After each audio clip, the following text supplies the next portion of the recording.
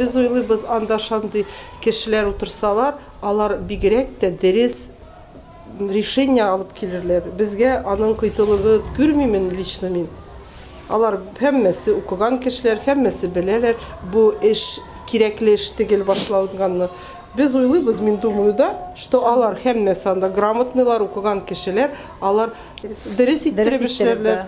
Бигенге кен күрсәтте, Мордва хакимиятләре үзләренең бу эшне тарту, сузу тактикасын дәвам итәләр. Чөнки аларның юристлары бигән судда тагы третья заинтересованная сторона ходатайство бирде.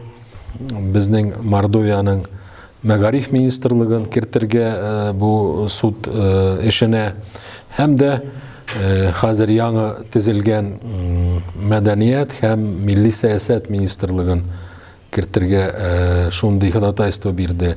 Һәм судья никтер ул ходатайствоны кабул итте.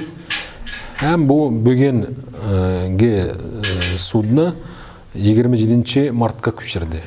Һәм әле 16 март шул ук хәл булыр. 16 мартта бердән укытучының эшләре тиеш иде кен буена 9-дан башлап кичкә кадәр сузып тартып. Анда да шул ук булыр, һаман шул ук ходатайство булыр. Һаман инде булса тагы бер 15-20 кенгә сынгарак. Киләсе заседание булыр, утырыш булыр.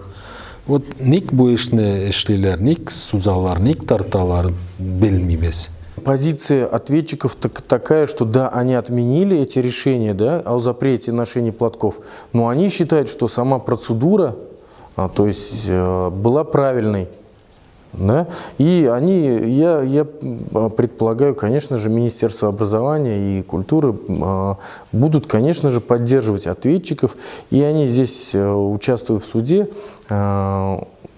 по определенным вопросам, у них будет консолидированная, конечно же, позиция, я так предполагаю, опыт мой подсказывает это. Вот. Для этого они и были привлечены.